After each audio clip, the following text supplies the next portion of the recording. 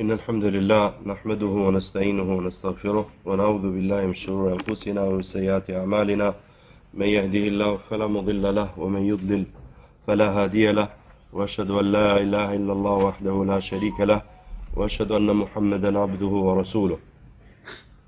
Pra, folëm herës tjetër rreth ndërtimit të Ka'bes, pejgamberët që ndërtuan Ka'ben, duan që ata bën, thirrjen dhe ftesën që bën Ibrahimi alayhis salatu wassalam, që njerëzit kryejnë haxh. Gjithashtu folëm për veçoritë, sepse Allahu xhallahu ala ka zgjedh Mekën, Ka'ben. Folëm për disa prej pejgamberëve që kanë kryer haxh. Dhe pra çështja që u përmendet gjatë këtyre, sot inshallah pra do fillojmë që të hyjmë pothuajse direkt në temë, që zakonisht dietarët kur flasin rreth haxhit, flasin disa këshilla para haxhit. Pra disa këshilla që haxhiu, atij që ka bë Allahu marri, ka dhënë sukses që të kryej haxh, pra t'i ketë parasysh. Ju thash që librat që do mbështetemi, një nga ato librat është libri Sheikh Abadit, Allahu rujt. Libri është deri diku i gjatë, ne do mundohemi që ta mbledhim çështjen, pra do lexojmë, do shkpusim disa fragmente, jo gjithë librin pra fjalë për fjalë. Prandaj fillojmë me këto këshilla. Fillojmë me këshillat që ka thonë Sheikh Albani, Allahu e mëshiroft, pra që t'i ketë parasysh dikush që do bëj haxh. Thotë, këto janë disa këshilla dhe dobi që unë ja paraqes vëllezërve tan haxhi para se ata të kryejnë haxhin. Së pari thot haxhiu duhet të ketë frikë Allahut, duhet të ketë frikë Zotin e tij. Pra të jetë i devotshëm, zbatoj urdhresat, largohet nga ndalesat. Dhe kjo është për gjithë. Pra, nëse ne do vazhdojmë çdo këshill, ju thash, do zgjatemi shumë. Unë do mundohem të shkurtohemi që të shkurt, pra të flasim shkurt, por se pra gjitha këto këshilla që kanë dhënë këta dietar kanë nevojë për qëndrim, që ne të qëndrojmë dhe t'i shpjegojmë. Për shembull këtu, kur thot haxhiu duhet të ketë frikë Zotin, zbatoj urdhresat, largohet nga ndalesat. Kjo është vetëm për haxhiun? Kjo është për gjithë ne. Por se haxhiu pra në veçanti, sepse pejgamberi sallallahu alaihi wasallam i ka thënë Muadhit kur e ka dërguar në Yemen, çai ka thonë? Ittaqillah haythuma kunt, ki frikë Allahun, zbato urdhresat, largohu nga ndalesat kudo qofsh. Pra kjo është për gjithë. Por se për haxhiun veçanti, pra që zbatoj urdhresat, largohet nga ndalesat dhe të mundohet sa të kenë mundësi që mos bien gjërat që Allahu xhallahu ala ka ndaluar. Pastaj ka përmend ajetin al-hajju ashhurun ma'lumat, faman farada fihinna al-hajja fala rafatha wala fusuqa wala jidala fil hajj. Pra haxhi është muaj të njohur, të ditur, ai pra që do kryej haxh, pra në këto muaj mos të bëj rafath, do i flasim për këto, pra rafath janë marrëdhëniet intime dhe ato që e paraprin marrëdhëniet intime, gjërat që e paraprin marrëdhëniet intime. Gjithashtu fusuk është dalja nga bindja Allahu xhallahu ala, bidatet, devijimet, dhe wala jidala fil hajj, nuk ka debat pra gjatë haxhit. Këtu thon dietarët, pra debat shterp, debat bosh, ama debat që ti thosh të vërtetën njerëzve dhe ti paralajmërosh nga kota, kjo nuk ka asnjë lloj problemi. Do i themi fjalët e dietarëve më mbrapa. Gjithashtu fjala e pejgamberit sallallahu alaihi wasallam që ai që kryen haxh nuk bën pra rretheth marrëdhëniet intime dhe ato para tyre, pra ato që paraprin marrëdhëniet intime, nuk del nga bindja Allahu xhallahu ala, kthehet pra prej gjunafeve të tij si dita që e ka lindur nëna e tij. Dhe nëse i kryen këto gjëra, haxhi i tij është mebrur, do flasim pra për haxhin mebrur, ju thash dhe herës tjetër, se pejgamberi sallallahu alaihi wasallam ka thënë për atë që haxhi që është mebrur, nuk ka shpërblim tjetër veç se xheneti. Prandaj, patjetër ne duhet të paralajmërojmë disa gjëra që janë sprovuar, pra disa njerëz për shkak të ignorancës tyre ose për shkak të humbjes tyre. Me kë ka filluar? Kush është gjunafi më i madh? Thot se pari është shirku, ti shoqërosh Allahut dikën në adhurim, një adhurim për adhurimeve të drejtosh dikujt tjetër përveç Allahut. Kemi parë shumë njerëz që bin shirk, ku gjatë haxhit, sidomos ka shumë dietar që përmendin ditën e Arafatit. Pra ditën e Arafatit, siç do ngjoni hadithet, që Allahu xhallahu ala lavdërohet dhe kënohet me robërit e tij, disa njerëz në ato momente i lutën dikujt tjetër përveç Allahut. Prandaj gjëja e parë që duhet të ketë muslimani ku do të jetë, duhet ta veçojë Allahun me adhurim dhe në ditë që është Pra pejgamberi sallallahu alaihi wasallam, siç do ta ngjoni më mbrapa, që ka thënë el hajju arafa, haxhi është Arafati, atë ditë ka njerëz fatkeqësisht që i lutën dikujt tjetër përveç Allahut, Allahu na rujtë dhe i uzoft ata. Prandaj thot kemi parë shumë që bien shirk, i kërkojnë ndihmë dikujt tjetër përveç Allahut në vështirësi, apo i kërkojnë ndihmë vdekurve prej pejgamberëve dhe njerëzve të mirë, i lutën dhe i adhurojnë ato përveç Allahut ose me Allahun. Thot betohen emrin e tyre duke i madhëruar ata dhe me këtë ç'a bëjnë? Me këtë shkatrojnë haxhin e tyre, sepse Allahu i lartësuar ka thënë leina sharakta la yahbatanna amaluk. Nëse ti i shoqëron Allahut në adhurim dikënd, kushdo qoftë ai, ti e ke shkatruar veprën tënde. Dhe prej kësaj vepre është dhe haxhi. Pra shirku ta shkatron haxhin.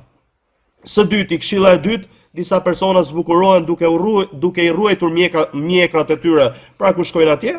Kjo është kundërshtim, thot, është dalje nga bindja Allahut. Thot, un kam përmendur kundërshtimet që ka kjo, sepse ky libër është shkurtimi i një libër tjetër, pra që shehu ka bërë Sheh Albani Allahu mëshiroft. Thot, un kam përmendur te origjina e këtij libri pra kundërshtimet që ka kjo gjë, dhe siç dihet nga ana fetare, pejgamberi sallallahu alaihi wasallam kanë ardhur hadithe që kanë nxit që të lëshohet mjekra dhe shkurtohen mustaqet.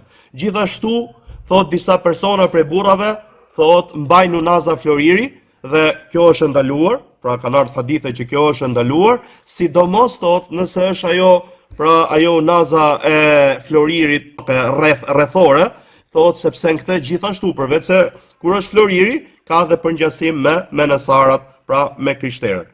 Këtë kemi folë shumë te kitabu, kur kemi komentuar kitabu Tauhid. Gjithashtu, ai person që do të bëj haxh dhe nuk ka marrë kurban me vete, ai thot duhet kryej haxhin tamattu. Pra, llojet e haxhit janë tre vëllezër të mi.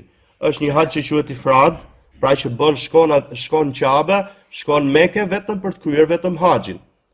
Është lloj haxhi tjetër që quhet qiran, pra që ka umre dhe haxh pa pas ndërprerjen mbas umrës, pra që ti mbasi mbaron umren, pra të lejohen ato gjëra që i kishe ndaluara gjatë ihramit. Ky quhet qiran, pra nuk ke ndërprerjen mes. Ky është haxhi që ka bërë pejgamberi sallallahu alaihi wasallam, sepse pejgamberi sallallahu alaihi wasallam çfarë kishte marr kurbanin me vete.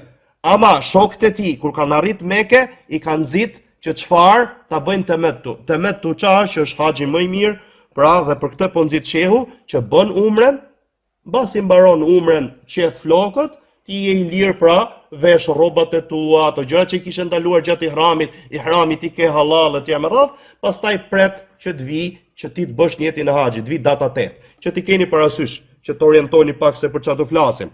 Pra, gjithë e dini, pra festën e Kurban Bayramit. Festa e Kurban Bayramit me muajin hënor është data 10 Dhulhijhe. Pra, Ramazani, ishi muaj Ramazan, gjithë e dini që ishte Ramazan. Mas Ramazanit çfarë muaj vjen, që është mirë që ta agjërojnë 6 ditë? Është muaj Shawal.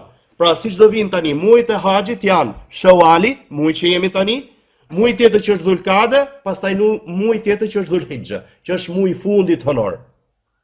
Shawali, Dhulkade, Dhulhijhe. Ca dietar siç do vi thon deri 10 Dhulhijhe, ca dietar siç është Sheikh Dhemini, pra që është mëdhëbi Imam Malik, thot i gjithë muaji Dhulhijhe. Kto janë muajt e haxhit.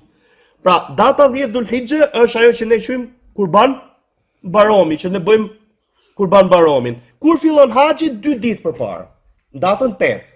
Data 8, pra në atë moment para dite robi bën niyet për haxh. Shkon Mina, atje fal ule ikindi akşam yatsi sabah. Pastaj dita 9, kush është dita? Një ditë para Bayramit, Kurban Bayramit, ç'a bëjmë ne? Çfarë pëlqej që ne të bëjmë? Është dita e Arafatit. Qartë? Pra është dita e Arafatit. Pastaj ditën e 10 është dita e Kurban Bayramit dhe për haxhiun ka shumë vepra të rëndësishme gjatë asaj dite. Pastaj këto ditë që kemi ne 3 ditë të mbrapa dhe atëherë pra haxhiu ka disa obligime të tjera. Këto janë ditët e haxhit. Qartë? Pra, ky që mbaron tamattu, pra para datës 8, ky ka ardhur ka bë umre, pastaj sa i varet kur mund vi. Mund vi muaj Dhulkade, mund vi fillim Dhulhijhe, pra është halal nga ato gjëra që i kishte ndaluar gjatë ihramit derisa të vi data 8. Dhe shehu po nxit shumë për këtë. Pra unë i këshilloj thotë që të bëni tamattu. Normal tamattu ka dhe kurban, që ti do bësh dhe kurban. Thot, sepse pejgamberi sallallahu alaihi wasallam i urdhroi me këtë shokët e tij. u zemrua me shokët e tij që nuk nxituan që ta zbatonin urdhrin e tij që ta prisnin haxh dhe ta bënin umre. Ata normal, ata menduan se çfarë mund kishin ndonjë anullim urdhri dhe tjera më radh. Por se pejgamberi thotë shehu pejgamberi sallallahu alaihi wasallam u zemrua me ta dhe tha, ngjojeni, ka hyrë umra në haxh deri ditën e gjykimit. Prandaj gjithë secili që do bëj haxh nxitet që të kryejë haxhin tamattu. Ky është haxhi më i mirë. Qartë, përveç se ca raste ku gruaja, sidomos gratë, kur mund të kenë probleme me zakonet ose lehonin, është çështje tjetër. Ato inshallah do i sqarojmë më mbrapa. Pastaj tregon hadithe, pastaj thot gjithashtu, edhe kjo është e rëndësishme. Thot ki kujdes ta lesh qëndrimin, pra që të flesh, thot Mina natën e Arafatit. Këtë që ju thash, pra, sepse shehu fe innehu wajib, thot është obligim. Shehu, Sheh Albani Allahu më shërof, thot që ti të shkosh, pra në ditën e 8 dhe natën e Arafatit. Ju thash që ditën e 8 shkon Mina, ti është namazin e drekës aty, i fal thash 5 namazet derisa sabahun e ditës Arafatit, do vini që te fjalët e Sheh Abadit të është sunet, kurse Sheh Albani thotë është obligim. Prandaj ajo gjithashtu që ju këshilloj këtu është që gjithsecili që jep Allahu sukses mos ta let, shkoj dhe të flej atë natë Mina. Datën 8 për 9. Qartë, shehu e qunë nata Arafatit, është obligim. Ngjojeni mirë, sepse po shkut atje. Personat që mund keni krah, personat që orientojnë, mund keni lloj-lloj fjalësh. Por se ju këshilloj që të ngjoni mirë këto që po mësoni. Prandaj thotë ki kujdes që ta lesh pra fletjen në Mina natën e Arafatit, se është obligim, e ka bërë këtë pejgamberi sallallahu alaihi wasallam dhe ka urdhëruar me të kur ka thënë merrni prej meje rregullat e haxhit tuaj. Edhe nëse është sunet, personi çfarë do thotë që për ti ta lesh? Jo, s'do thotë që ta lesh. Po kur e diti që ka për dietarëve që kanë thënë që është obligim, atëherë personi përderisa ka këtë kundërshtim mes dietarëve, gjithmonë të jetë më i qetë, të bëjë atë që është më e mira, mos ta le pra atë fjetjen natën e Arafatit në Mina. Pastaj thot, gjithashtu, këto janë disa nga mendime që këtu që fillim librit i shihni mendimet e Sheh Albanit. Gjithashtu thot Muzdelife, qëndro atje derisa të falës sabahun.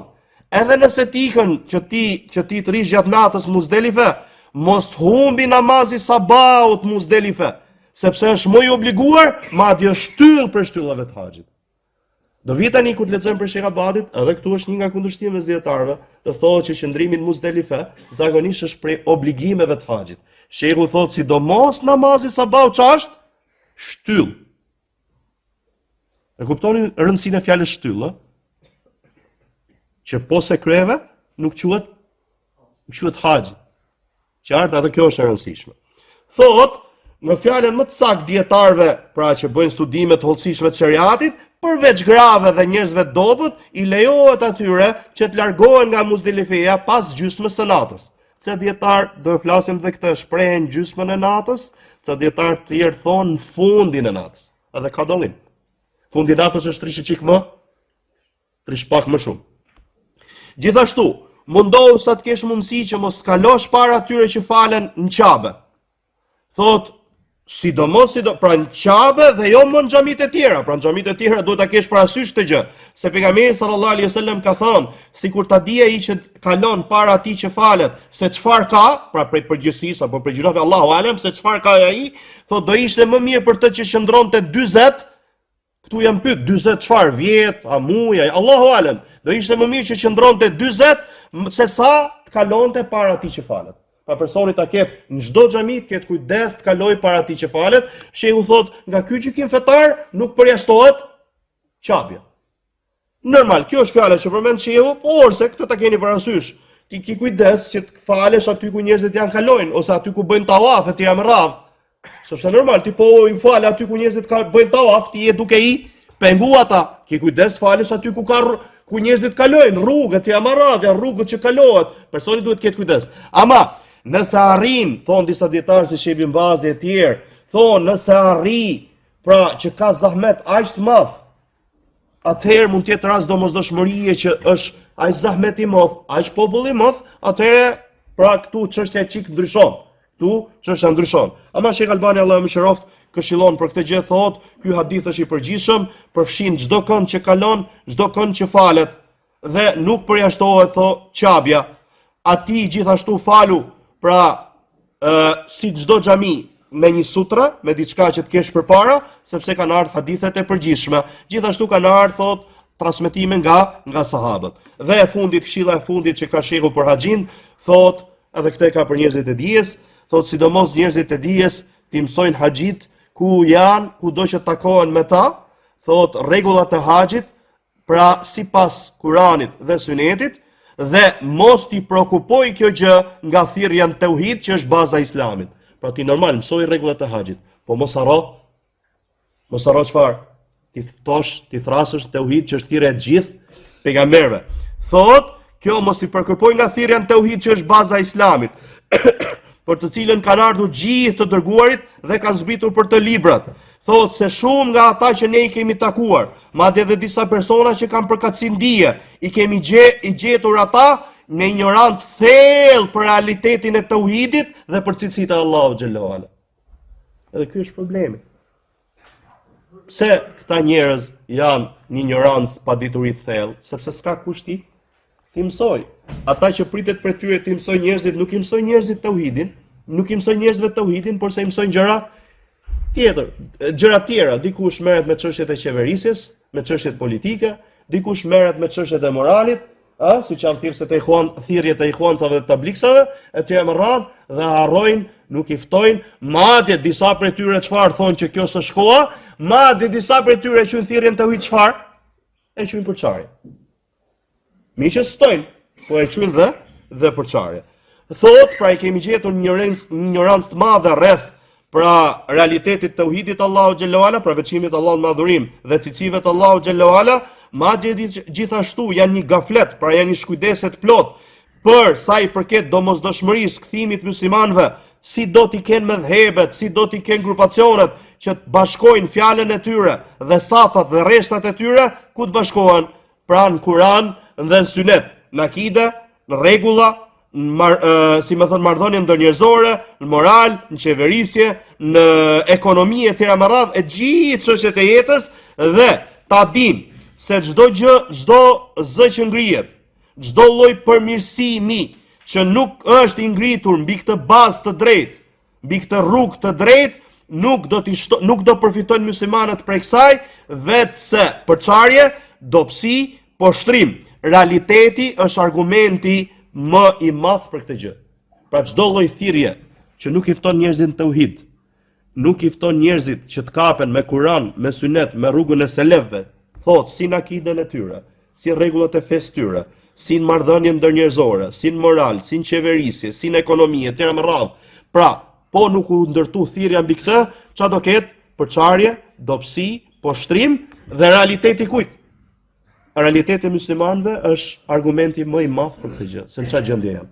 Allahu e përmirësoft gjendjen e umetit islam, edhe bëhet që të kthehen Kur'ani, Sunet e rrugën e selefëve, i dhënë atyre dije dobishme dhe punë të mirë. Wallahu musta'an, thotë shehu këtu.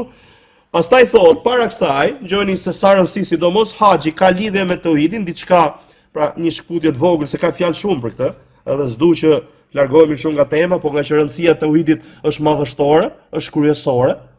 Një takim që Shekh Rabia ka pas mina, Allahu rrit, thot, pra mbasi i flet atyre se ku janë në vendin e bekat dhe tjera më radh, thot, shifeni thot telbien, lebek Allahume lebek, thot që Xhabir radiallahu an e ka qyt tauhid, sepse realisht është tauhidi Allahu xhallahu ala, veçimi Allahut me adhurim, është që gjithë fen ti ta kesh sinqert për Allahun, gjithë adhurimet ti kesh sinqerta për Allahun, dhe je duke kryer një shtyllë për shtyllave të Islamit që është haxhi, që pothuajse ose pra haxhi në çdo rit prej riteve të tij ka tauhidin, dhe gjitha shtyllat e Islamit janë ngritura mbi tauhid, gjitha shtyllat e imanit janë ngritura mbi tauhid. I gjithë Kurani rrotullohet rreth tauhidit. Prandaj është obligim që umeti të jetë umeti i tauhidit, dhe sikur umeti pra tauhidin ta meditojnë mirë çdo çështje prej çështjeve të fesë Allahu xhallahu ala, nuk do kishin ndodhur këto gjëra që ndodhin prej kundërshtimit të tauhidit. Qartë, pra shifeni lidhja e haxhit me tauhidin. Pastaj shehu thot, pra duke e mbyllur thot, nuk ka problem që ne debatojmë ose diskutojmë formën më të mirë kur është e nevojshme, sepse debati që është ndaluar në haxh, ku përmendëm ajetin, fala rafatha wala fusuqa wala jidala fil haxh. Nuk ka debat në haxh. Thot, ky debati ndaluar është debati në të kotën.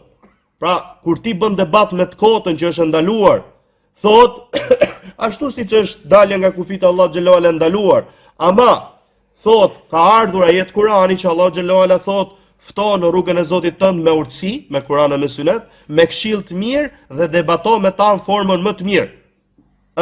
Ama thot, nëse thirrsi, shef, se i bëhet e qartë thirrsi, se nuk ka dobi diskutosh me dikënd. Pse? Se e shef që ai është pasus verbazi, është pasus verba i një medhhebi, pasus apo fanatik i një mendimi, dhe ti e shef që s'ka dobi, atëherë leje debatin me. Pra po thot shehu, këtu nuk hyn nëse ti debaton apo diskuton me dikënd që ta ftosh tek e vërteta, ta paralajmërosh nga e kota, këtu nuk hyn ndalim. Sepse ai debati që është i ndaluar është debati kur ti ftonte e kota apo parandalon, largon nga e vërteta. Gjithashtu po ti jep rast tjetër. E shef që ti një person një flet, por sa ai nuk ngjon. Nuk i ngjon këshillat e tua. Ai vazhdon, pra ti i thu argumentet, ai vazhdon të jetë fanatik, pasoj verbazi me dhëbin e tij, mendimin e tij. Atëherë ka më dobi për këtë? Ka për dietarëve si Sheikh Rabia tjetër thot po pe njëri tillë, thot lëre këtë, merru me dikën tjetër që të ngjon. Edhe këtu po thot Sheikh Albani mos bë debat me të. Pastaj të përmend hadithin e pejgamberit sallallahu alaihi wasallam, prandaj më e mira për të është që ta lej debatin me këtë person dhe të kujtoj fjalën e pejgamberit sallallahu alaihi wasallam. Unë, thot pejgamberi sallallahu alaihi wasallam, i garantoj një shtëpi në rrethinat e xhenetit dikujt që e le debatin megjithse është në të vërtetën. Pa edhe nëse e të vërtetën, e shef që ky debat jot nuk po vlen me dikënd, atëherë nëse e le këtë debat megjithse e të vërtetën, pejgamberi sallallahu alaihi wasallam garanton një shtëpi në rrethinat e xhenetit. Kjo janë këshillat e Sheikh Albanit, Allahu mëshiroft. Kurse Sheikh Abadi ka bërë këto këshilla para haxhit, thot, Allahu rrit, së pari thot, gjëja kryesore që duhet ketë personi që kryen haxhin dhe umrën, është që ta ketë këtë vepër të sinqert për Allahun xhelalu ala, dhe të ruhet dhe të ketë kujdes që ta shohin tjerët apo ta ngjojnë tjerët. Dhe këtu për shembull, një nga këshillat që japin dietarët kur pyeten, sidomos personi që shkon ato vende, ketë parasysh nga një bela që janë sprovu, puna e fotove. Dalin foto duke bë dua, dalin foto duke u fal, dalin foto duke bë tawaf etj etj me radhë. Thon dietarët ki kujdes se kjo është hyn te kush? Hyn te sufajsia. Pra i ti ke shku atje për të bërë adhurim. Dhe ki kujdes thot, pra ti je i sinqert, ki kujdes nga çfarë? Nga sufajsia dhe të ngjohesh dhe të shohin tjerë. Thot, sepse pejgamberi sallallahu alaihi wasallam ka thënë haxhin e tij, o Allah, ky është një haxh që s'ka syfajsin të dhe as që të ngjojnë tjerët në të. Thotë e ka përmend Sheikh Albani, Allahu mëshiroft, zgjidhjen e haditheve të sakta me numër 2617.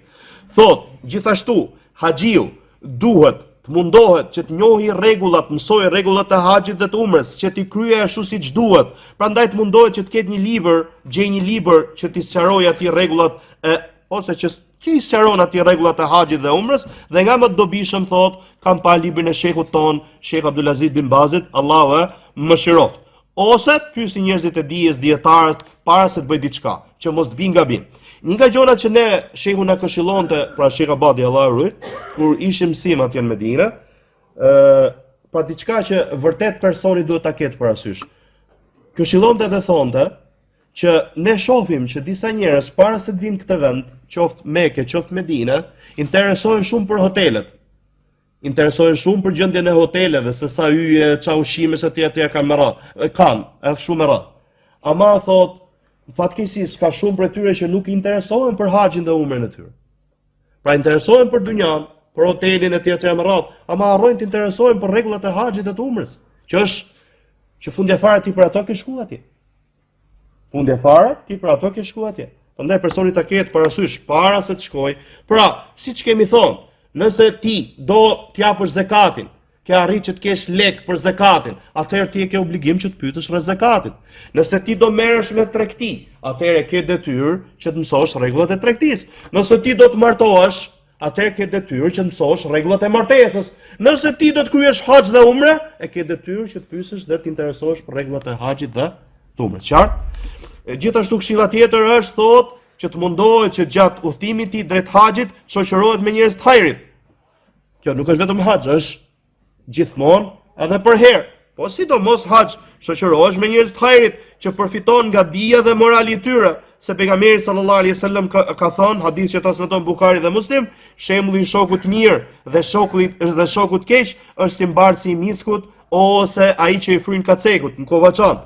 Ai që mbart miskun, o do të dhuroj, o do blesh prej tij, o do ndjesh prej tij erë të mirë, kurse ai që i fryn kacekut pranë kovaçan, o do djegë rrobat, o do ndjesh prej tij erë të keqe. Këtë ta ketë personi parasysh gjithmonë. Ky është shembulli i shokut mirë, pra o do t'japi, pra o do të dhuroj, o do blesh prej tij, o do ndjesh prej tij erë të mirë. Pra je i fituar në gjitha rastet.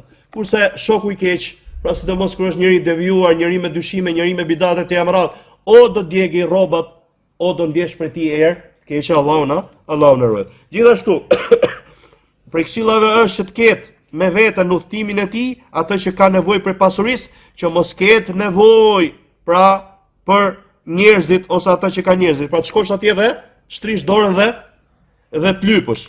Për këtë po paralajmëron. Gjithashtu, të ketë morale të larta dhe të sillet me njerëzit me moral të mirë, siç ka thënë pejgamberi sallallahu alaihi wasallam, i devotshëm ki frikë Allahun kudo qofsh, pasojë të keqen me të mirë që ta fshi atë dhe sillu me njerëzit me moral të mirë. Kjo është kudo.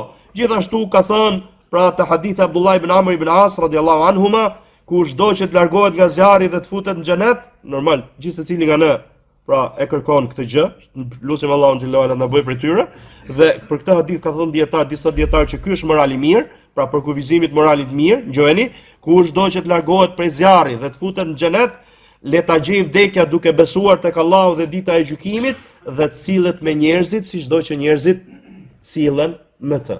Sillet me njerëzit si çdo që njerëzit sillen me të. Gjithashtu, këshilla e parafundit është që të prekupohet dhe të merret me dhikr, me dua, me kërkim falje, ta ruaj gjuhën e tij, mos flasi vetë se fjalë xhairit, mundohet që kohën e tij, pra ta shfrytëzoj në gjërat që i kthehen atij, pra në përfundim të mirë, si në dynja, si në ahiret.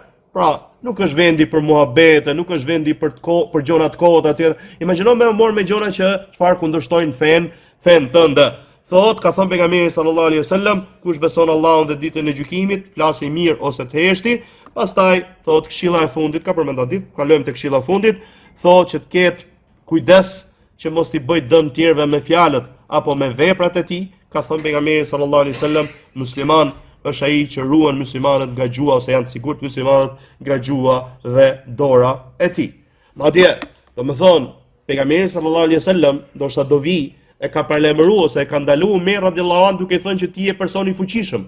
Ki kujdes gjatë tawafit që çfarë ti rëndosh apo ti dëmtosh njerëzit gjatë tawafit. Personi pra duhet të ketë kujdes, sepse atje ka shumë njerëz. Dhe sado i fuqishëm qofsh, ti jesh i mëshirshëm. Jo ti marrësh njerëzit përpara, por se ti hapësh njerëzve rrugë. Pra jo ti marrësh përpara dhe të shfrytëzosh fuqinë tënde. Pra të kesh kujdes që mos i bësh dëm njerëzve me gjuhën tënde dhe me veprat e tuaja. Gjithashtu thotë ketë kujdes që ti, si më thon, ti shqetësoj njerëzit me erën e duhanit, që është erë e keqe, nëse është provuar me duhan, madje thotë e ka obligim që ta le, pra pirjen e duhanit dhe të pendohet tek Allah, sepse është diçka e ndaluar, është diçka e dëmshme. Thotë, pendohet tek Allahu xhelalu ala për këtë gjë, sepse i bën dëm shëndetit dhe humb pasurinë e tij.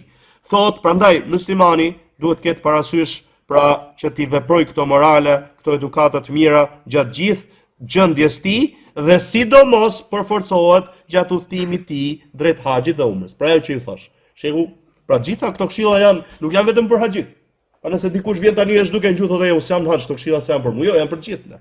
Përveç ato gjëra që kanë lidhje me haxhiun, siç ishte namazi sabat Muzdelife ose qëndrimi natën e Arafatit Mina, ose këto rregull, këto janë për, ama këto këshilla të tjera janë për gjithë. Pastaj thotë shehu, pra vazhdojmë këtu te Sheikh Abadi, thotë vlera e haxhit dhe umrës.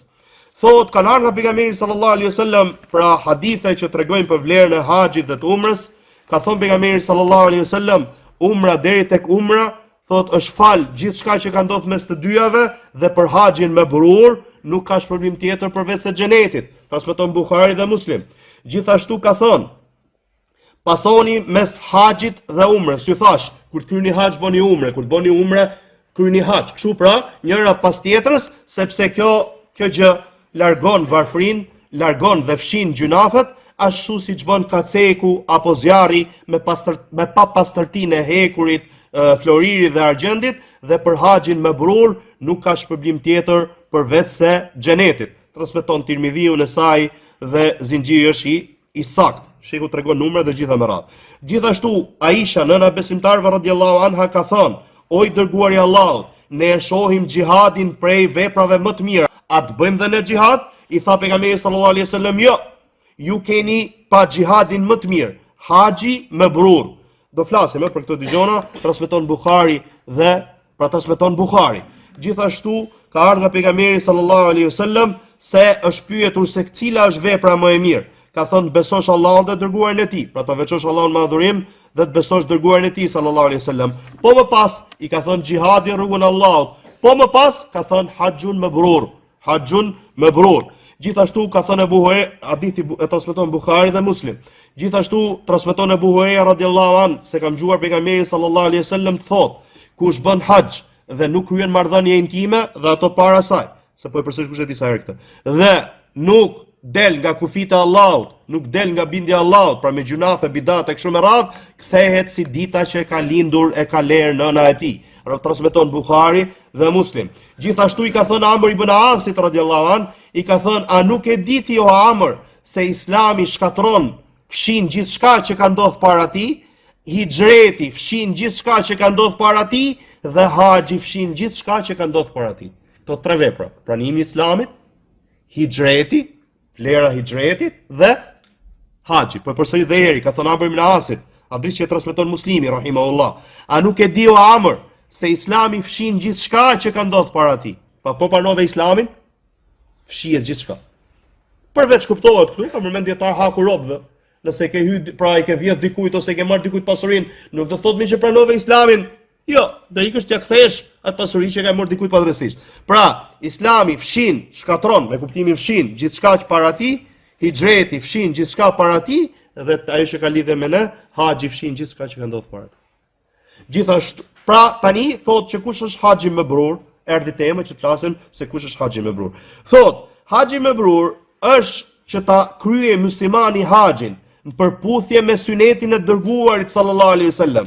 Ka transmeton Xhabir radhiyallahu an se i dërguari sallallahu alaihi wasallam ka thënë: "Merrni prej meje rregullat e haxhit tuaj, se unë nuk e di a do bëj haxh mbas ti haxhi apo jo."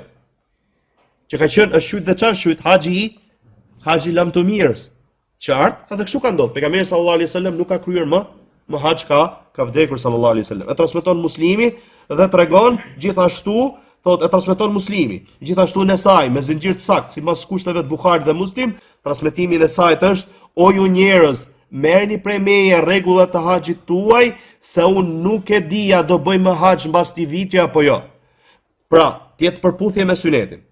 Tjetra, të largohesh nga marrëdhëniet intime, ato që e paraprin dhe nga gjunafet, pra nga dalja nga bindja e Allahut. Gjithashtu, largohu nga gjërat që Allahu xhallahu ala t'i ka ndaluar. Dhe po t'jep një shenjë, dhe këtë shenjë shehu e jep shpesh. E jep zakonisht, e jep edhe për çështjen e Ramazanit. Si është një shenjë që personi ta kuptojë që Ramazani për shembull është pranuar? Nga shenjat, Allahu alem. Kjo vlen për haxhin, vlen edhe për Ramazanin. Ngjoni. Thot shenjë që haxhi është mabrur është që muslimani shndrohet gjendja e tij nga një gjendje e mirë në një gjendje më të mirë, nga një gjendje e keqe në gjendje më të mirë. Pra shife gjendjen. Nëse alhamdulillah ke qenë hajër, e shef që mbas haxhit tënd je akoma më shumë hajër në mirësi, kjo është shenjë e mirë.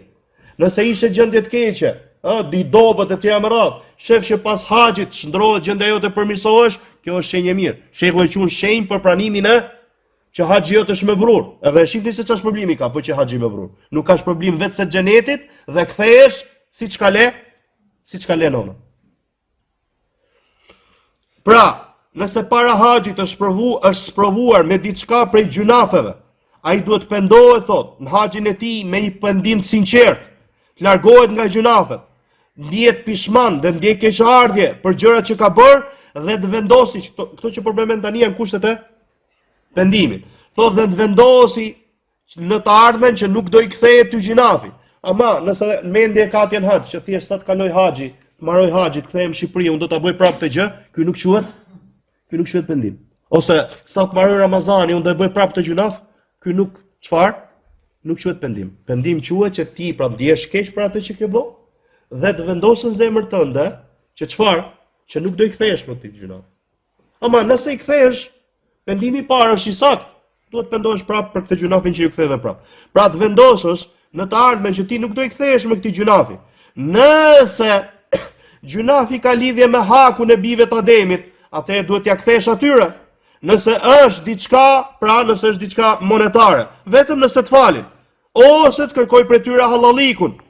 Nëse, pra ti kërkoj hallallikun, gjithashtu ti kërkoj hallallikun. Nëse i ka çfarë, i ka ofenduar apo i ka thyer me gjuhën e tij, me dorën e tij, vetëm nëse mendon se po i lajmëroj me këtë gjë do ketë një dëm për çarje, atëherë mund që të kërkoj prej tij hallallik me shprehje të përgjithshme, gjithashtu ta lavdëroj atë, siç i ka hija atij, të bëj dua për të. Pra në vendet, sidomos në ato vende ku ai ka fol keq. Kjo është pra pendimi kur ti ke fol e ke përgoju dikënd apo ke fol keq për të. Pra që ti hapi vetes pas haxhit, ti hapi vetes derën e mirësisë dhe të filloj një jetë të re, jetë që është e mbushur me devotshmëri dhe me qëndrueshmëri, stabilitet në urdhrin e Allahut xhallahu ala. Ama nëse para haxhit është në gjendje të keqe dhe vazhdon pastaj edhe pas haxhit, kjo është shenjë që ky person nuk ka fituar me haxhin mabrur. Ka thënë pejgamberi sallallahu alaihi wasallam, 5 namazet, xhumaja në xhuma, Ramazani Ramazan, falin gjithçka që ka ndodhur mes tyre kur robi largohet nga gjunafet e mëdha.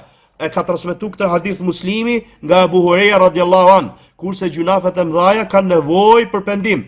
Prandaj haxhiu duhet pendohet nga gjunafet qofshin mëdha, qofshin vogla, thotë që të fitoj pra me kthimin e tij prej haxhit, si të kthehet si dita që e ka lindur nëna e tij. Ama ai person që nuk pendohet, vazhdon të bëj këto gjunafe, ose ka pra ka vendosmëri apo njet që do t'i veproj ato, thotë ky person merret përgjegjësi për këtë gjë që kryen. Qartë, pastaj ka përmend fjalë Imam Ibn Kathirit rahimahullah. Para se t'ju tregoj obligueshmërinë e haxhit dhe të umrës, flasim pak për haxhin mabrur, edhe për këtë ajet fala rafatha wala fusuqa wala jidala fil haxh. Thotë Sheikh Ibn Bazi Allahu mëshiroft, haxhi mabrur është ai haxh që personi nuk kryen gjunafen të. Siç tregon për këtë hadithi pejgamberit sallallahu alaihi wasallam, që kush bën haxh dhe nuk bën marrëdhënie intime dhe gjëra që e paraprin dhe nuk del nga bindja Allahu xhallahu ala, kthehet si dita që e ka lindur nëna e tij. Pra Sheikh Ibn Bazi thot haxh mabrur është ai haxh që ti nuk kundërshton Allahun të. Sheikh Albani Allahu mëshiroft thot, haxh mabrur është haxhi që nuk përzihet ngjatë tij diçka prej gjunafeve. Pra është haxhi i pranuar dhe nuk është kështu haxhi vetëse kur është i pastër nga bidatet dhe nga gjërat pra që i kanë bërë si adet zakon njerëzit pra prej gjunafeve, bidateve të tjera më radh. Gjithashtu, kur është me fitim halal, që personi ka si qëllim me të krye haxhin, do flasim këta për punën e fitimit, pra me lek haram, thot gjithashtu është haxhi që personi zbaton urdhrat e Zotit në të. Sheikhu Themini Allahu mëshiroft thot, së pari haxhi që të jetë mabrur duhet të jetë i sinqert për hir të Allahut xhallahu ala, që personi fitoj kënaqësinë e Allahut dhe afrimin tek Allahu. Mos ketë si qëllim syfajsin apo që ngjohet te njerëzit apo ti thon njerëzit filani haxhi, o haxhi filani, o haxhi filani. Mos jetë ky qëllimi. Së dyti, që të jetë haxhi sipas pra haxhit pejgamberit sallallahu alaihi wasallam, sa të ketë mundësi. Së treti, të jetë me pasuri halal, jo me haram. Pra si me pasuri që e fituar prej kamatës, prej mashtrimeve, prej bixhozit, prej kumarit etj më radh.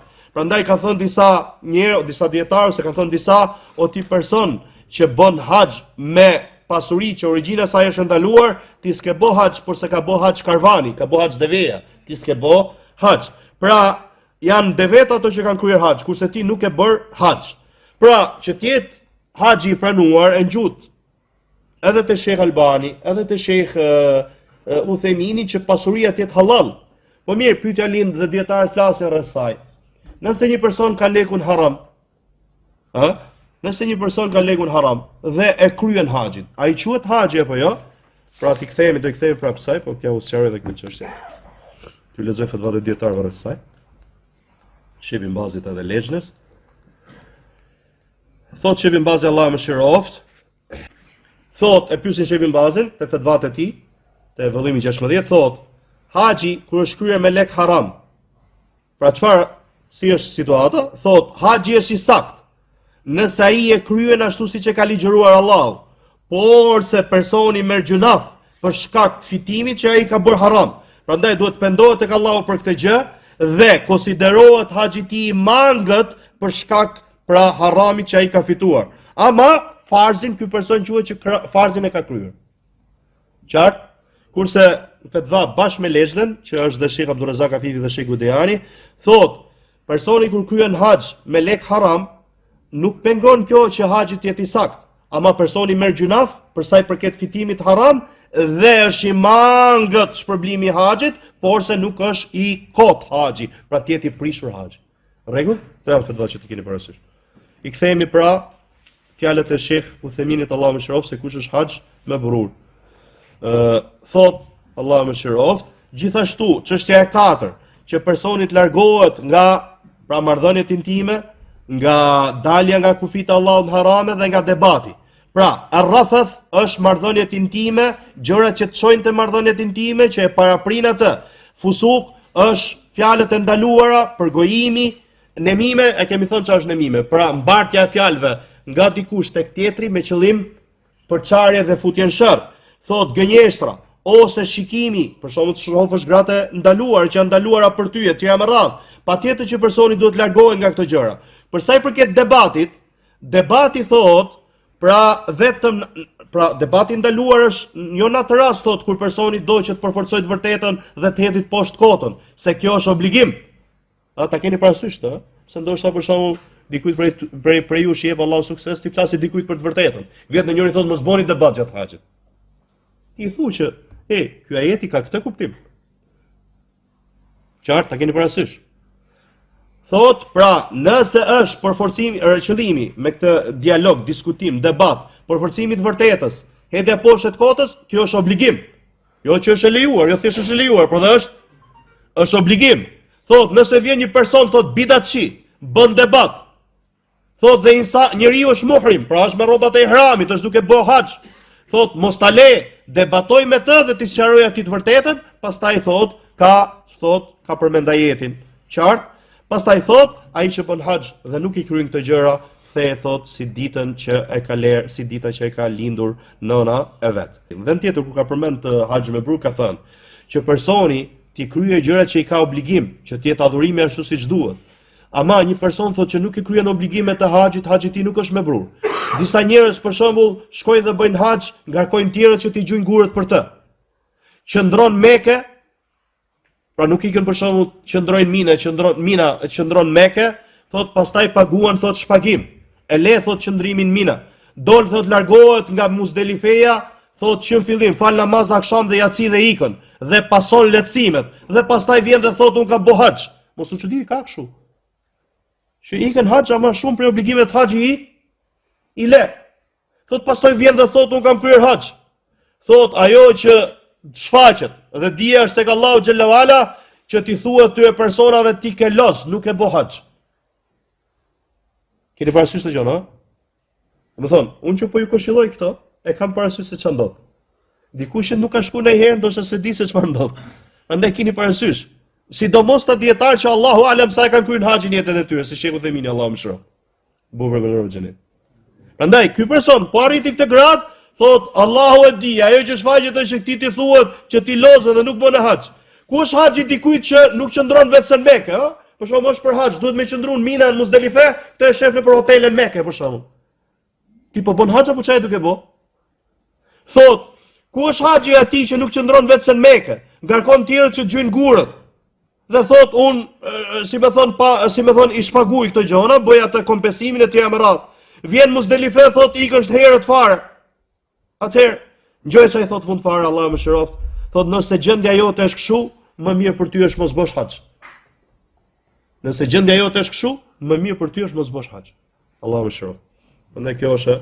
Tani, shife, ta bëjmë pak lidhjen para kësaj që të kuptoni kur të vite vlera, që shif çfarë vlerash përveç vlerave në përgjithësi të haxhit që po ngjoni, ka vlera në veçanti për këto adhurimet, këto rregullat, këto ritet që do bëhen gjatë haxhit. Pra imagjino për shembull, kur kujtohet tutë çështja e gjujtjeve të gurit, që ti tani për shembull ti ke mundësi ta bësh vetë, ikën ngarko dikush që ti gjuj gurët për ty. Imagjino kur ngjosh ti këto shpërblime të mëdha që kanë ardhur për personin që gjuj gurët, si ti e le dhe ngarkon dikën tjetër. Për shembull, do ja lexoj gjithë hadithin. Çift ç'është shpërblimi ka për gjujtjen e gurëve. Thot pejgamberi sallallahu alaihi wasallam, për sa i përket gjujtjes gurëve, çdo gur që ti gjuan, thot falet një gjunaf për gjunafeve të mëdha shkatruese. Çift ç'është shpërblimi ka? Sikur ti ke mundësi ngarkon dikën tjetër. Mirë, dikush që është i smur, është i dobët, etj. Me radhë, këtu kanë ardhur hadithet ose përmendin dietar që ky mund ngarkoj dikën. Ama ti që je i fuqishëm, ngarkon të tjerë? Do i kthehemi hadithit për vlerat, mos u. Gjithashtu thotë Shebi Mbazi Allahu mëshiroft. Pra me sqaru fjalën rrafat dhe fusuk. Rrafat janë marrëdhëniet intime, gjithashtu thotë fusuk ose hyn te këto fjalë tek xhia. Fusuk është që personi të insistojë në gjunafe. Qartë, prandaj ky person duhet të jetë në haxhin e tij penduar, mos të ketë gjunafe, që të kthehet si dita që të jetë pra në kthimin e tij si dita që e ka lindur nëna e tij. Kjo është për vlerës haxhit që të fal gjunafet, prandaj largohu nga rrafat dhe fusuk.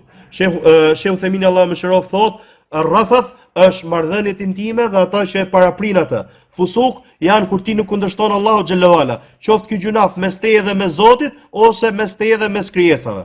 Nëse të bashkohet sinqeriteti, largimi nga haramet, thotë sidomos ato gjëra që janë ndaluar gjatë ihramit. Sepse sidomos ta keni parasysh marrëdhëniet intime janë gjëra që shkatrojnë haxhin fare. Ta shkatrojnë haxhin, nëse personi bën marrëdhënie intime me gruan e tij, pra gjatë haxhit, pa ardh ajo koha e caktuar siç do të flas më mbrapa, i prishet haxhi. Ta shkatron haxhin. Edhe do vazhdosh, mirë që ke prish, po do vazhdosh ta plotësosh. Ke shpagim, do japësh diçka, edhe ta huxhu min qabil thon dietar, do vish të bësh haxh vitin tjetër. Prandaj, normal është e ke halal, po këtu e ke ndaluar. Qartë, kjo që po përmendet ka shumë, ti keni parasysh. Pra, do jetë si ditën që e ka lindur nëna e tij, pra nuk ka gjunaf. Pastaj thot, hadithi kuptohet që përfshin dhe gjunafet e mëdha dhe gjunafet vogla. Ka kundërshtim mes dietarëve. Për sa dietarë thonë që ky hadith është edhe për gjunafet e mëdha. Kurse ca siç e ngjut Sheikh Abadin, edhe Sheikhu Themini këtu, thot, pra ka kundërshtim mes dietarëve. A përfshin dhe gjunafet e mëdha apo pra gjunafet e mëdha dhe të vogla apo është vetëm për të voglat, siç ka ardhur thot, pra në hadithe nëse personi largohet nga gjunafet e mëdha. Thot Shehu, shumica e dietarëve thonë që janë të kufizuara. Pra, 5 namazet, xhumaja, nuk i fal gjunafet vetë se kur personi largohet nga gjunafet mëdha, megjithse janë 5 namazet, xhumaja janë më të mira se haxhi, janë më me vlerë se haxhi. Atëherë thot fel haxhu min babi aula, atëherë më parsore për haxhin. Prandaj, personi që ka kryer haxh dhe ndodh prej tij thot dalje nga bindja e Allahut, kundërshtim. Çfarë duhet bëj ky person? Ky person thot duhet përkojkoj, pra të pendohet tek Allahu xhallahu ala. Nëse ka bërë një kundërshtim lidhje gjatë ihramit, diçka që s'duhet ta bëj, për shembull, ka bërë gjueti gjatë haxhit ose gjatë ihramit ose ka rruitur kokën e tij etj. Me radh, atëherë duhet thot çfarë? Ta shlyej këtë gjë. Nëse personi ka bërë haxh me pasuri haram, a ka të sakt haxhin e tij?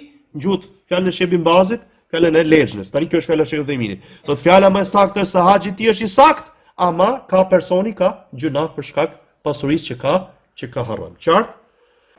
I tham pra gjitha hadithet që ka përmend Shehu për vlerën e haxhit e të umrës. Për vlerën e disa prej riteve, prej obligimeve, prej adhurimeve që kryen gjatë haxhit, gjoni këtë hadith që ka saksuar Sheikh Albani, ka thënë që është Hasan li ghairihi, pra me gjithë rrugët që ka hadithi është Hasan, i ka thënë. Dhe pra i keni parasysh gjithë ato vepra që ndodhin gjatë haxhit, do vinë kur ne t'i shpjegojmë, ama ta dini se çfarë shpërblimi ka. Thot sallallahu alaihi wasallam, kur ti del prej shtëpisë tënde, ke si qëllim Ka'bën, nuk vendos deveja jote putrën e saj dhe nuk e ngren atë, pra e ul e ngre këmbën, atë putrën e saj, vetë se shkruan Allahu një të mirë dhe të fshin një të keqe. Për sa i përket 2 rekatet e tawafit, sepse mbas çdo tawafi 7 herë falen 2, pra bëhen 7 rretullime rreth Ka'bes, falen 2 rekat. Thot, për sa i përket 2 rekateve tawafit, pas tawafit, është sikur ke liruar një rob prej Beni Ismailit, pra nga pasardhësit e Ismailit alayhi salatu wasalam. Kurse tawafi me Safas dhe Marwas, këtë hadith quhet tawaf. Transmetimet tjerë çfarë quhet? Saj. Pra që shkon 7 herë në Safa dhe Marwa, thot kurse tawafi me Safas dhe Marwas është sikur ke liruar 70 robër. Sikur ke liruar 70 robër. Kurse qëndrimi në Arafat, Allahu zbret në qiellin e dynjas, lavdërohet dhe krenohet me ju, me lajkeve, dhe i thot, robrit e mi, kanë ardhur të shpëpuritur, pra me flok jo të rregulluar. Thot, nga çdo anë e largët, shpresojnë te mëshira ime, sikur gjunafet e tyre t'jenë, ose gjunafet tuaja t'jenë, sa numri i rërës në tokë, i pikave të shiut, apo i shkumës detit, unë do ja u falë. Prandaj vërshoni o robët e mi, ju kam falur dhe pra gjithashtu kam falur ata që ju keni bërë dua për ta. Kurse për sa i përket gjujtjes gurve, me çdo gur që ti gjuan, për çdo gur që ti gjuan, të falet një gjunaf prej gjunafeve të mëdha shkatruese, këtë që e përmendëm. Thot, për sa i përket kurbanit, e ke depozituar shpërblimin për këtë tek Zoti yt. Për sa i përket ruajtjes kokës, me çdo flok, pra që ti e ruan, ke një sevap dhe të fshihet një gjunaf. Kurse tawafi në Kabe pas kësaj, ti do bësh tawaf dhe s'ka gjunaf për ty, dhe thot do të vi një melek, do t'i vendos duart e tij me shpatullave tuaja dhe thot vepro gjërat puno për në të ardhmen se të shfalur gjithçka që ti ke bërë më parë. E ngjutë se ç'është problemi ka? Allahu na mëson gjithë dhe haxhin. Sa më shpesh. Kjo është vlera e haxhit dhe të umrës. Vazhdojmë tek obligueshmëria e haxhit dhe të umrës. Thot Allahu e rujt, dhe do qëndrojmë pak te kjo tema këtu sa më shpejt. Kemi fol një prej mësimeve, por tani është tema, pra ka lidhje me haxhin dhe me umrën. Thot shehu, haxhi dhe umra janë obligim sa më shpejt. Pra sa më shpejt jetë e mundur. Pra s'duhet me u vënu. Një herë në jetë, një herë në ymër, thot dhe ça bëhet shtesë, është sunet, është tatawu. Është obligim me Kur'an, me sunet dhe me mendimin e gjithë dietarëve, ka thënë Allahu xhallahu ala, "Walillahi 'alan nasi hijjul bayti man istata'a ilayhi sabila", pra është obligim për njerëzit hak i Allahu xhallahu ala që ta bëjnë haxh Ka'ben dhe ta kryen atë sipas asaj që ka ligjëruar Allahu xhallahu ala. Normal që do flasim pak për këtë çështjen e pra ta bësh sa më shpejt është e mundur, që në momentin e parë që t'jepet mundësia,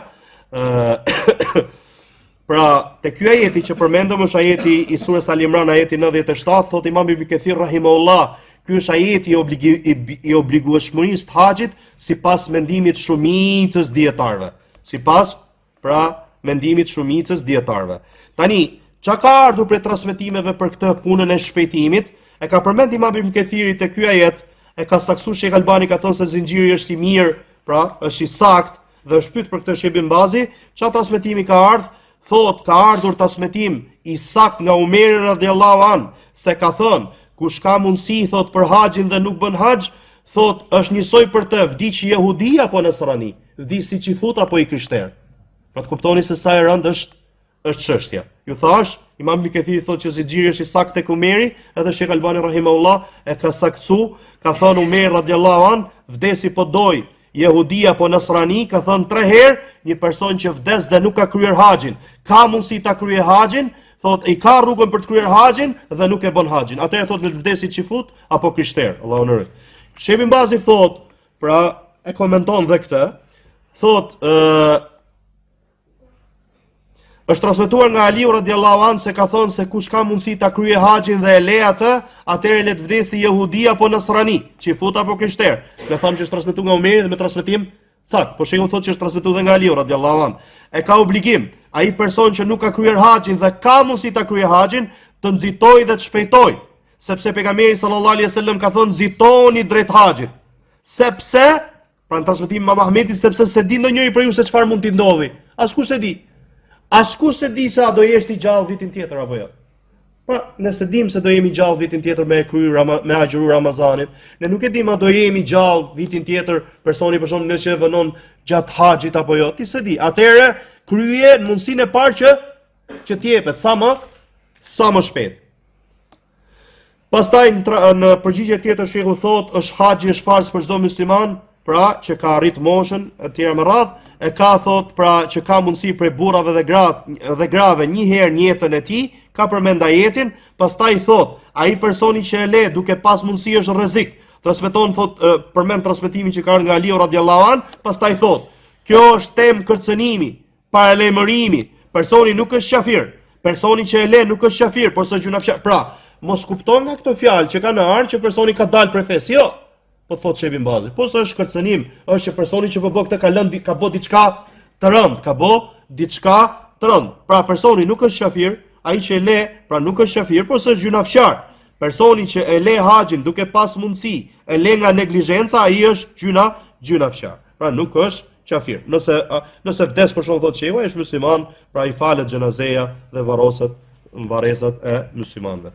Shehu Thebini Allah më shërof thot, haxhi pra është obligim, pra sa më shpejt është e mundur. Masi ka përmend xhilafin tregon pra fjalën ku ai janon, pra argumenti për këtë është fjala Allahu xhallahu ala, "Walillahi 'ala an-nasi hijjul bayti man istata'a ilayhi sabila", pra është obligim për njerëzit hak i Allahu xhallahu ala që ta bëjnë haxh Qaben dhe ta kryen atë sipas asaj që ka ligjëruar Allahu xhallahu. Gjithashtu hadithi i pejgamberit sallallahu alaihi wasallam që ju njerëz Allahu ja ka obliguar haxhin, prandaj bëni haxh. Origjina tek urdhëresa ato që të kryen sa më shpejt, prandaj pejgamberi sallallahu alaihi wasallam është zemruar luftën e Hudejbijes kur i urdhëroi ata që pra të bonin nga muhrim boshin halal dhe ata u vonuan, pra dhe halal kuptohet tu nga ihrami bosh halal, domethënë ato gjëra që kishte ndaluar gjatë ihramit nuk i ke më ndaluar. Kjo është kuptimi i halal ose halal. Thot, li anna së treti, njeriu nuk e di se çfarë do t'i ndodhi atij. Tani mund të kesh mundësi, por se në të ardhmen ti ndoshta s'ke mundësi. Gjithashtu Allahu xhallahu ala ka nxitur, ka urdhëruar që ne nxitojmë vepra të mira. Fastabiqul khairat, pra shpejtoni vepra të mira. Dhe kur ti vonohesh, bindesh me urdhën e Allahu xhallahu ala, dhe ky është mendimi më i saktë se haxhi është obligim, bëhet sa më shpejt pra të jetë mundur. Qartë? Pastaj pra ka përmend ajetin për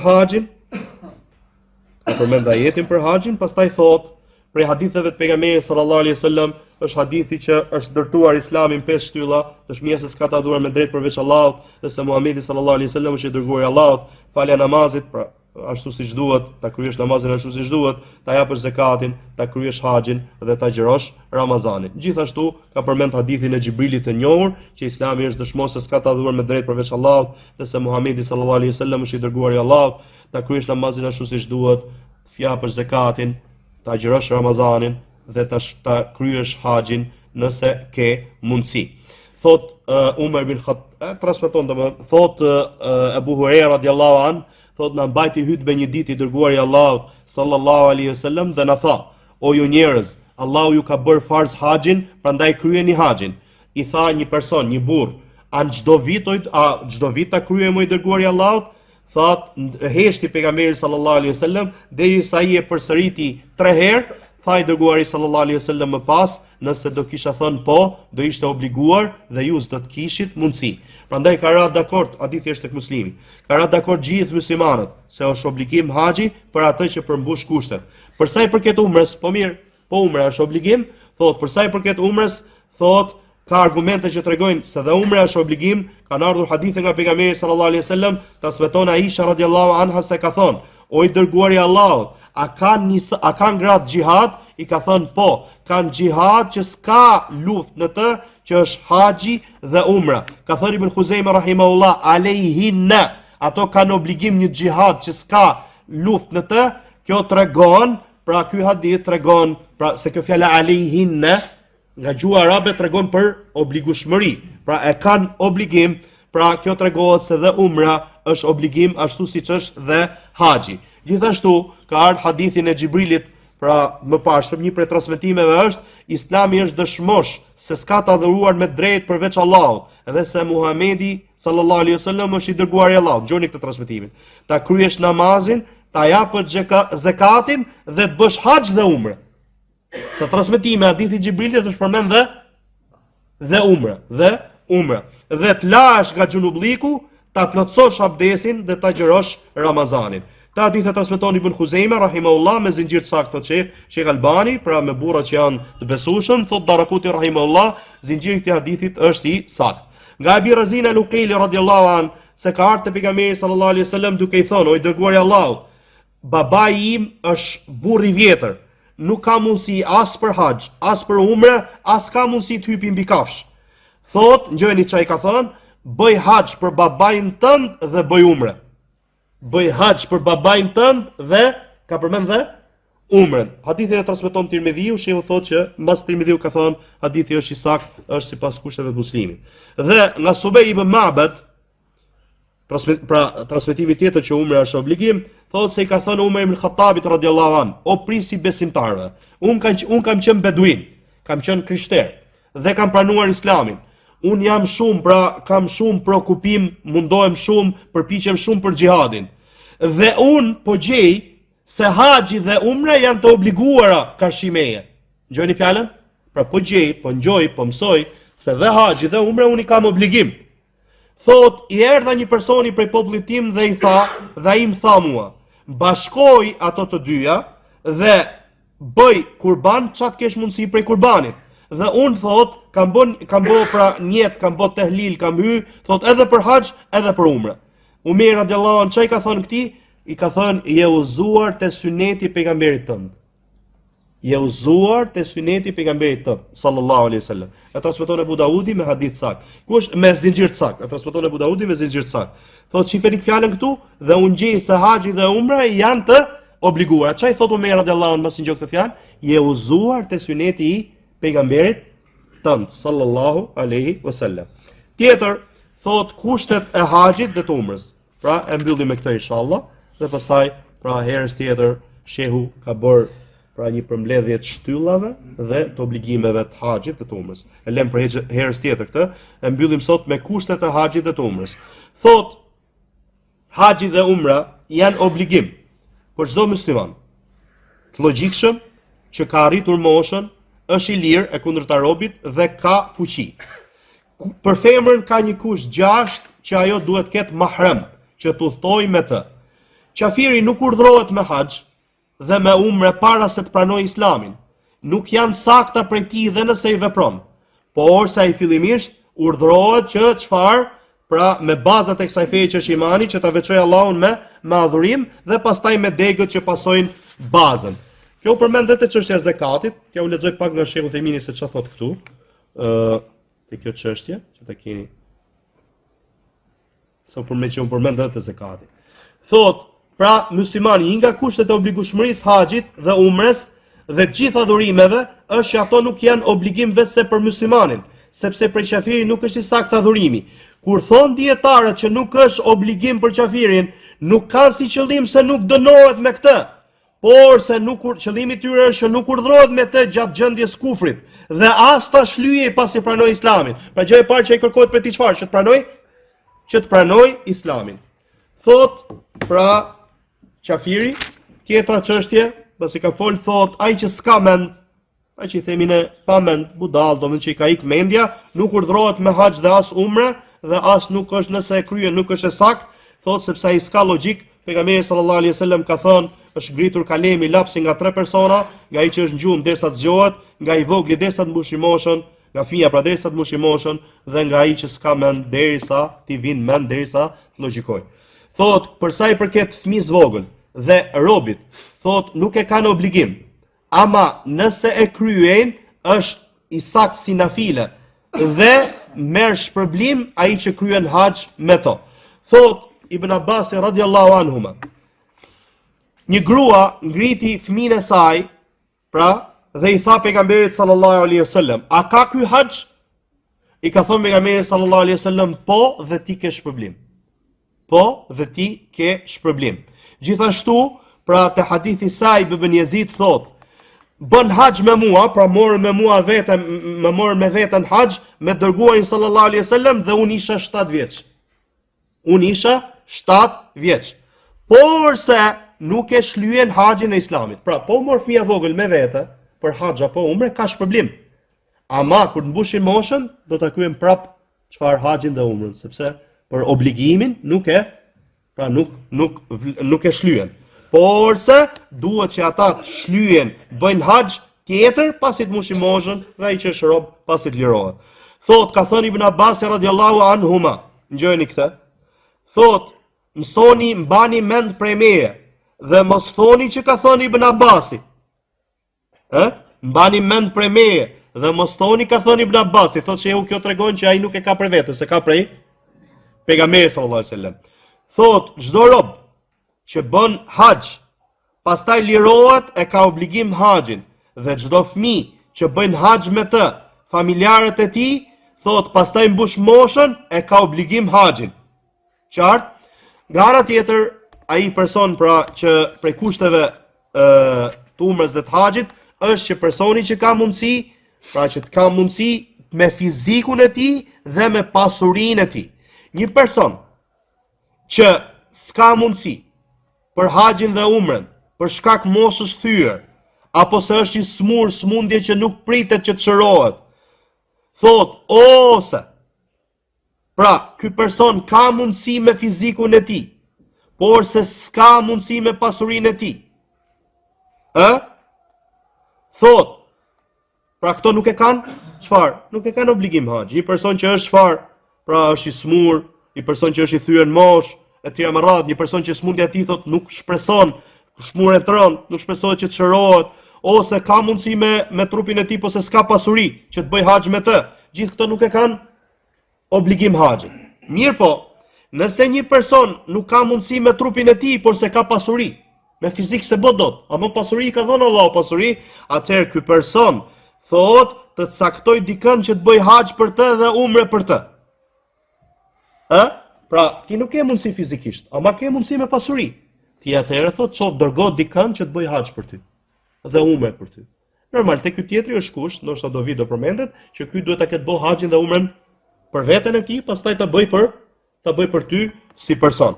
Ka thonë pra Ebu Razin al-Uqaili radhiyallahu an, o i dërguar Allah sallallahu alaihi wasallam, babai im është pra i thyer në mosh, nuk ka mundësi as për haxh as për umre dhe as pra që tu thoj tipi mbi kafsh. Pejgamberi sallallahu alaihi wasallam çai tha, u përmend ky hadith. Bëj haxh për babain tënd dhe bëj umre për të. Thot gjithashtu hadithin e Fadl ibn Abbas radhiyallahu anhuma, thot ka ardhur një grua prej fisit Khatham në haxhin e lamtumirës dhe ka thonë, o i dërguari i Allahut, farzi i Allahut, pra haxhi që është farzi i Allahut mbi robët e tij. Thot babain tim me zuri duke qenë moshë shumë të madhe. Thot ai nuk ka mundësi që të hipi mbi kafshën e tij, nuk qëndron dot, pra hipën kafsh nuk rriej dot mbi kafsh. Thot, a ka mundësi që unë ta kryej haxhin për të? I tha pejgamberi sallallahu alaihi wasallam po. Pra dy hadithe kështu. E transmeton thot Buhari dhe Muslim. Thot, gjithashtu te ky hadith i dytë ka argument se mund bëj gruaja haxh për mashkullin, për burrin. Qartë? Thot, kurse një person që vdes dhe nuk ka bërë haxh, ka lënë ai pasuri, nxirret leku për haxh prej pasurisë që ai ka lënë, që të bëjnë haxh me këtë pasuri që ai ka lënë. Thot, ka ardhur hadithi Burejda ibn Husayb radhiyallahu an, se një gruaja i kishte vdekur nëna dhe e pyet pejgamberin sallallahu alaihi wasallam, i tha, innaha lam tahujj qat, pra ajo nuk ka bërë haxh, a të bëj haxh për të? Ka thënë pejgamberi sallallahu alaihi wasallam, bëj haxh për të. Për sa i përket gruas, pra që ka mundësi me trupin e saj, me pasurinë e saj, por se nuk ka mahram që të bëj haxh, pejgamberi sallallahu alaihi wasallam ka thënë, pra mos nuk i lejohet femrës që të udhtoj vetëse me mahram, mos hyj tek ajo një burr vetëse kur ajo ka mahram. I tha i dërguari Allah, i tha një burr, o i dërguari Allah sallallahu alaihi wasallam, unë dua thot që dal me filan ushtri dhe me filan ushtri, por se gruaja ime do të kryej haxhin. I thot pejgamberi sallallahu alaihi wasallam, shko me të, dil me të. Qartë? E transmeton Buhari dhe Muslim nga Ibn Abbas radhiyallahu an. Thot, e ka orientuar pejgamberi sallallahu alaihi wasallam këtë pyetës. Thot në këtë hadith që ta le xhihadin dhe të shkojë dhe të udhtoj me gruan e tij për haxh. Prandaj, tani ndodh mirë, rregull, ne po themi që ajo ka si mund të ketë pasuri, ka mundësi fizike, por se s'ka mahram, nuk e ka obligim haxhin. Vjen pyetja, thot, nëse e kryen haxhin, ikën pa mahram. Shkon, thot, nëse e kryen haxhin pa mahram, haxhin e ka sakt, por se merr gjunaf se ka udhëtuar pa mahram. Pastaj tregon se kush janë mahramët, ju jap sa shembuj, pra i tregon sepse jep me përkufizim. Unë s'po ndalohem këtu, thot si babai i saj, djali i saj, vllai i saj, xhaja e saj, daja e saj, ose ata që mund të ketë kështu prej qumshi, babai prej qumshi, biri prej qumshi, vllai prej qumshi, daja, xhaja prej qumshi, e kështu me radhë, ose ata që kanë marrëdhënie miqësore, si vjeri i saj. Këto janë fjalët e shehut, pastaj ka thënë tema tjetër, shtyllat e haxhit të tumrës. Ju lexoj pra disa fjalë rreth saj që u lexu dhe puna edhe çështja e borxhit, se do të lexoj pak për borxhin këtu. Edhe te mahremi, me që jemi te mahremi, thotë Sheikhu Themini, ky është fjala e Sheikh Abad. Sheikhu Themini Allahu mëshiroft thotë, nëse gruaja e bën haxh pa mahrem, haxhin e ka të sakt, por sa ajo merr gjunaf. Sepse që të ketë ajo mahrem nuk është i veçantë vetëm për haxhin. Kurse Sheikh Ibn Bazi thotë, është i sakt haxhi i femrës pa mahrem duke marr gjunaf.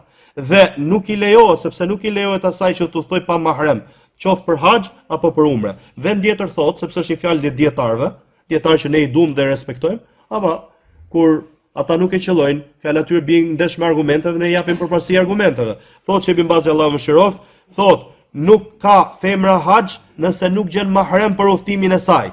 Kanë lehtësuar disa dietar, për këtë e kam fjalën. Kanë lehtësuar disa dietar që nëse janë një grup grash, pra bëhen një grup grash udhtojnë për në haxh, thotë dhe kanë mesin në shoqërinë e burrave të besueshëm, thotë që i lejohet kjo gjë, por se kjo s'ka argument. E vërteta është kundërshtim me këtë gjë. Edhe sidomos shifeni këtë hadith, që ky burri, pra, ky burr që pyet pejgamberin sallallahu alaihi wasallam, donte me shku për xhihad. Pejgamberi sallallahu alaihi wasallam ndaloi dhe tha shko bëj haxh me gruan tënde. Qartë, për sa i përket haxhit gruas. Për sa i përket çështjes obligimit, thot tu Sheikh Themini të puna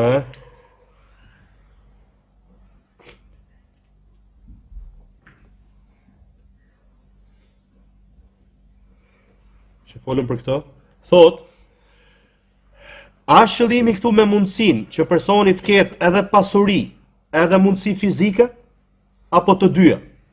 Thot ajeti është i pakufizuar. Kush ka mundësi të arrin qabe me trupin e tij, thot ai e ka obligim haxhin, edhe nëse s'ka pasuri. Për shembull, si person që mund të jetë aty afër, pra ka mundësi me trupin e tij të shkojnë në Mekë dhe të kryej obligimet. Atëherë thot ky person e ka obligim. Nëse një person ka mundësi me pasurinë e tij, po nuk ka mundësi me fizikun e tij, e ka obligim haxhin, por se këtu çfarë, si thamë të fjalë e Abatit, do ngarkoj dikën që të bëj haxh për të. Thot, dhe ai që ka pasuri dhe ka mundësi fizike, ky është e qartë që ky është ai që ka obligim haxhin. Pra, ne nuk e përkufizojmë mundësinë me trup apo me fizik apo me vlerë monetare, thot qoftë me pasurinë e tij, me fizikun e tij apo me të dy. Ama nëse ai s'ka mundësi as me trupin e tij, as me fizikun, as me pasurinë e tij, normal që kjo është e qartë, thot sepse ai s'ka mundësi të kryej haxh. Pastaj ka folë për çështjen e femrës dhe ne për femrën folëm, ka përmend hadithin e pejgamberit sallallahu alaihi wasallam, pra që femra është ndaluar që të bëj udhtim pra pa mahrem, përmendëm pra se kush është mahrem, thot edhe qoftë për haxh, qoftë për edhe jashtë haxhit, se pejgamberi sallallahu alaihi wasallam ka thënë që mos të udhtoj femra vetëm me mahrem. Kur e ka pyetur një personi, ka thënë, o dërguari i Allahut, gruaja ime ka dalë për haxh dhe un jam shkruar, pra emrin tim ka shkruar që të marr pjesë filan luftë, ka thënë pejgamberi sallallahu alaihi wasallam, shko dhe kryej haxh me gruan tënde. Çështja e fundit që do t'ju them këtu, për sa i përket atij që ka borxh. Dhe mbyllim, atij që ka borxh, sepse ndodh pra kjo pyetje shpesh. Thotë Sheikh Ibn Bazi Allahu mëshiroft, nëse personi ka pasuri që dhe të kryej haxhin dhe ta shlyej borxhin, atëherë nuk ka problem. Ama nëse pasuria e tij nuk vlen për të dyja, pra nuk ka mundësi edhe të kryej haxhin edhe të laj borxhet, atëherë fillon me borxhin sepse shlyja e borxhit ka përparësi. Kurse kjo është fjala e Shehut Bazit. Fjala e Shehut Theminit, Allahu mëshiroft është, Allahu mëshiroft gjithë, thot kush ka pasuri dhe nëse e shlyen borxhin me këtë pasuri, s'ka mundësi, pra atë pasuri ka, po shlyej borxhin s'ka mundësi më për haxh, thot Allahu mëshiroft, pra ky nuk është person që ka mundësi për haxh, vetë se pasi të shlyej borxhet. Nëse një person ka borxh, pra nuk e ka obligim haxhin, qoftë ky borxh, pra ja kërkon personin moment apo i ka lënë afat. Vetëm nëse është në afat, nëse i ka lënë afat dhe ai mendon ka një anim shumë të fortë se kur t'i vi koha ai e shlyen, atëherë ta bëj haxhin. Pra, fillimisht thot çfarë? Që ti si do ta kesh të borxh, si ta është borxh që të kërkohet momentalisht ose të shlon një afat i caktuar 1-2 vjet, Allahu alem, ai që ta ka dhënë borxhin. Thot, nuk e ke obligim haxhin. Pastaj të jep një opsion tjetër. Nëse ti për shembull të shlon një afat 1 vjeçar, 2 vjeçar apo 3 vjeçar, ti mendon me punën që bën, gjërat që ti pret, etj me radhë, mendon që kur të vi ky çasti, ky momenti që afati, që erdhi afati borxhit, ti mund ta shlyesh borxhin atëherë dhe ta krysh haxhin tani, atëherë thot, shko dhe bëj haxh. Qartë? Tjetër gjë që disa dietar e tolerojnë, por Shehu Themini këshillon edhe unë ju këshilloj me këtë që thot Shehu Themini, Allahu mëshiroft, nëse të jep leje thot ai që të ka dhënë borxh. Vjet dikush thot mirë, s'ka problem, hajt, ik bëj haxh, unë kam lejuar të jam radh. Thot, po kjo. Thot, nëse vjen dikush dhe thot, po mirë, nëse ai që më ka dhënë borxh, më jep leje që unë kryej borxh. Thot, a konsiderojmë që ka mundësi për haxh apo jo? Thot, Shehu jo, sepse nuk është çështje leje. Kjo është çështje që ti je i ngarkuar për të shlyer borxhin. Thot, sado që ai jep leje, ti prap ke si detyrë me shly borxhin. Edhe me që dha leje ai. Pra ti prap je i ngarkuar thot që të shlyesh borxhin. Prandaj ky borxh qëndron, pra ti je i ngarkuar me shlyerjen e tij. Prandaj po them, shlyej borxhin fillimisht, pastaj krye haxhin. Tani po t'jepi këshill, thot, nëse takon Zotin tënd, para se të kryesh haxh, dhe nuk ka ndalu prej haxhive se shlyera e borxhit, ti do ta takosh Zotin tënd duke pas Islamin e plot, sepse haxhin këtë rast nuk të është obliguar. Ashtu siç fukaraj, ai që është fakir, nuk e ka obligim zakatin. Nëse e takon Zotin e tij, ai e ka Islamin e plot. Pse? Se s'ka pas mundësi. Thot kështu dhe ky person që ka borxh dhe nuk ka mundësi, thot, pra ta shlyej këtë borxh dhe të bëj haxhin, thot e takon Zotin e tij duke pas Islamin e plot. Mjaftojmë me kaq sot, vazhdojmë herë tjetër. Subhanallahu bihamdihi, ashhadu an la ilaha illa anta, astaghfiruka wa atubu ilayk.